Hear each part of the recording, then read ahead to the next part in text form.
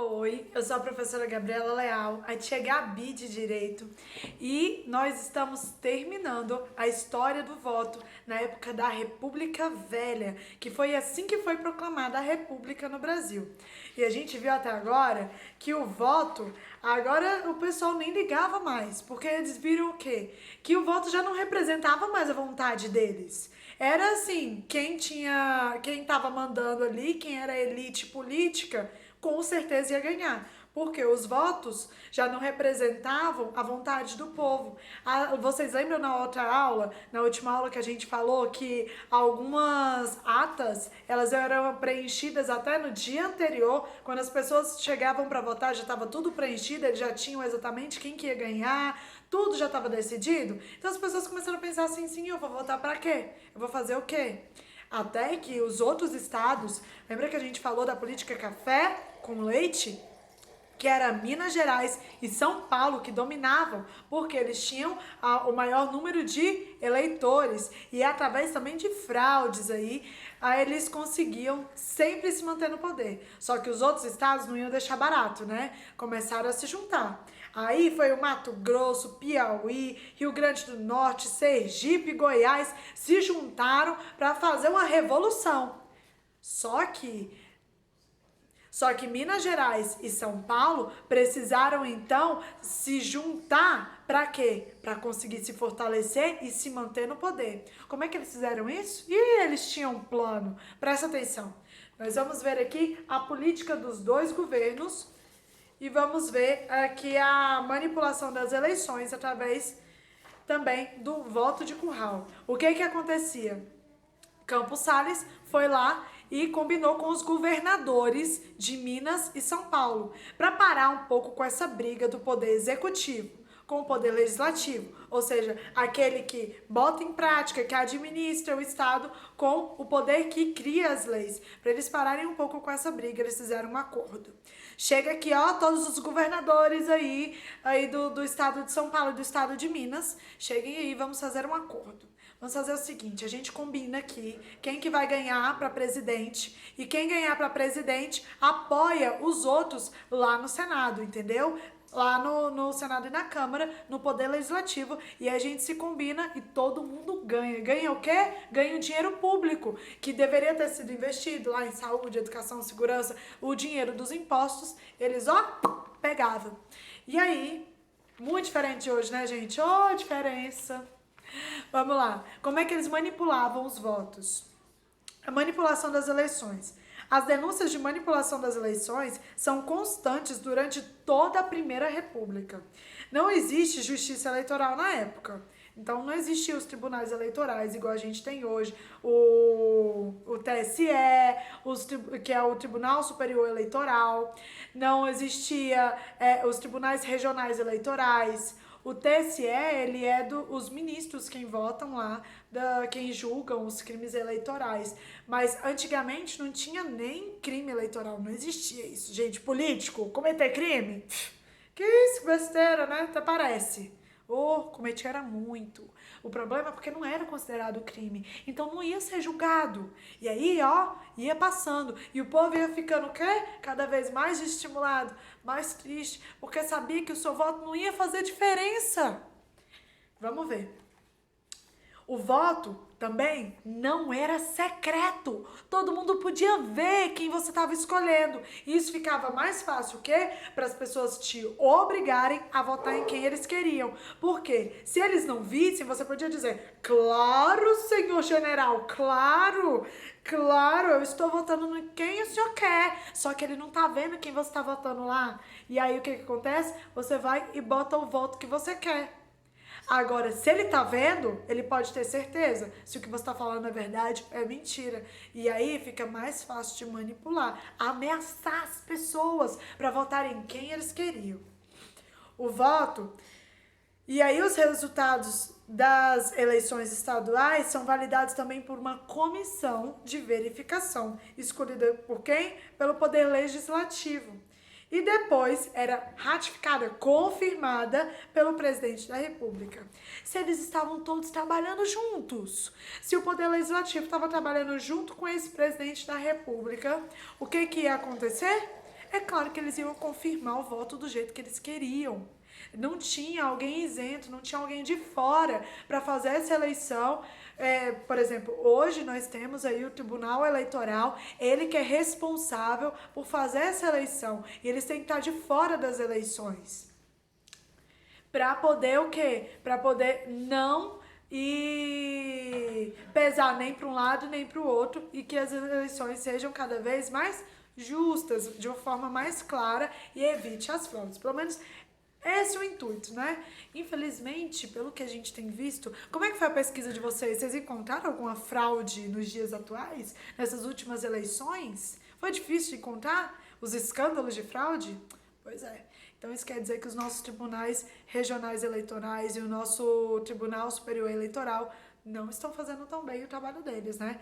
Cabe a gente o quê? Tá de olho, fiscalizando, correndo atrás. Vamos lá.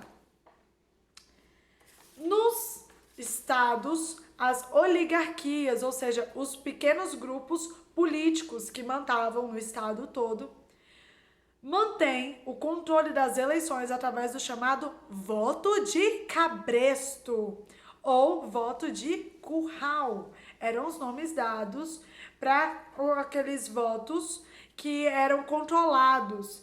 Como é que isso acontecia?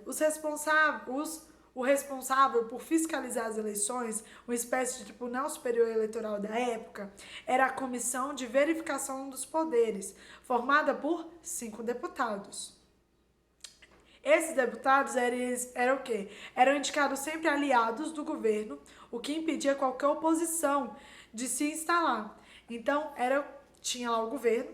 Esse governo era quem indicava lá quem que ia analisar os votos. O que acontecia? Se eu que vou indicar quem? Quem meu amiguinho, que tá lá junto comigo, que concorda comigo. Aí o que acontece? Aquele amiguinho vai ajudar para que quem indicou continue no governo.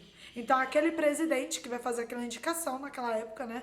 Ele indicava ali os ministros, indicava quais eram os deputados, no caso, indicava quais eram os deputados que iam fazer parte dessa comissão verificadora.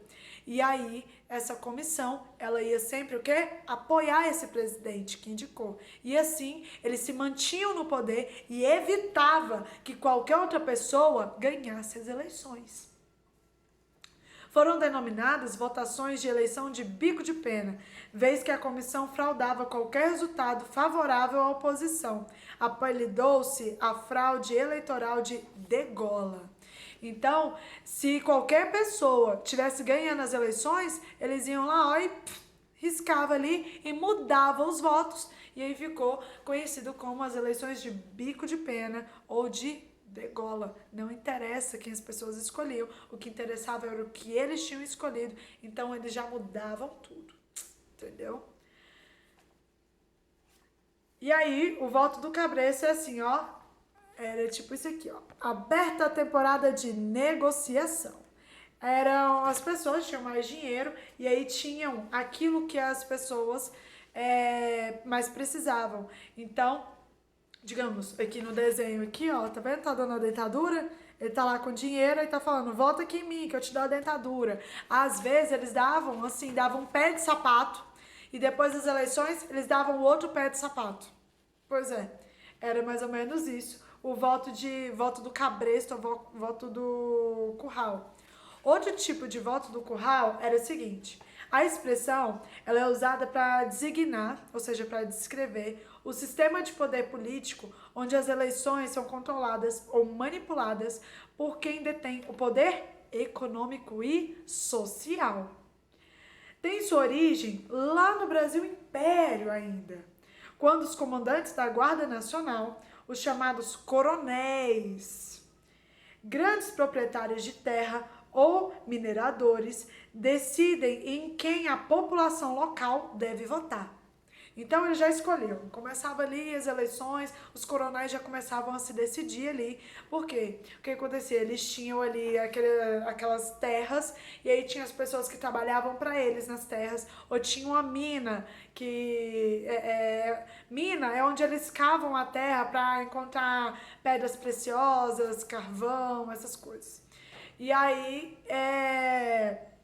tinham esses coronéis, que eram os donos, né, que eram os ricos. Então, além deles terem aquele poder econômico do dinheiro, ainda tinha um status social. Eles estavam acima das outras pessoas, né, por ter aquele poder.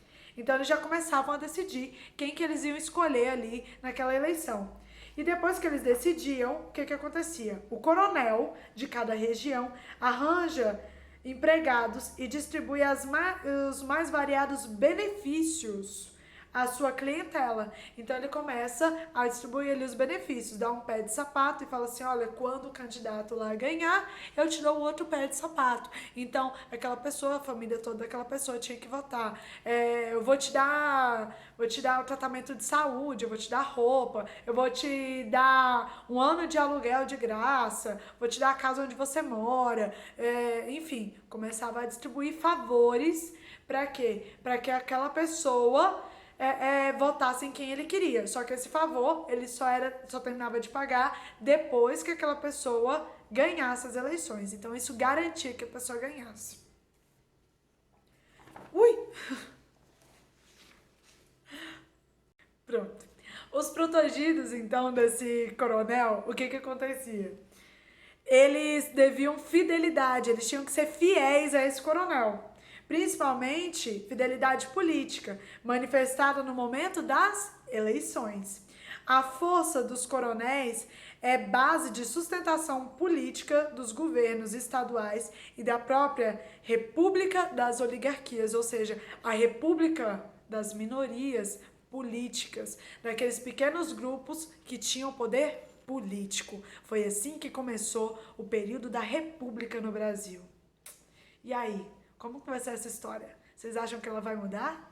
E vem muita luta pela frente. Nós vamos passar aí por alguns poderes totalitários, que era uma pessoa que tinha todo o poder ali no Estado. Nós vamos passar ainda por algumas revoltas, porque lembra aquele povo que tinha direito ao voto? Que foi ficando triste, ficando triste, ficando triste. Por quê? Porque já não se via mais representado por esse voto. Lembra os outros estados? Lá de Mato Grosso, Piauí, Rio Grande do Norte, Sergipe, Goiás, que não estavam concordando? Pois é, esse povo não vai ficar quieto, não. Eles vão se revoltar e vai começar uma revolução no Brasil.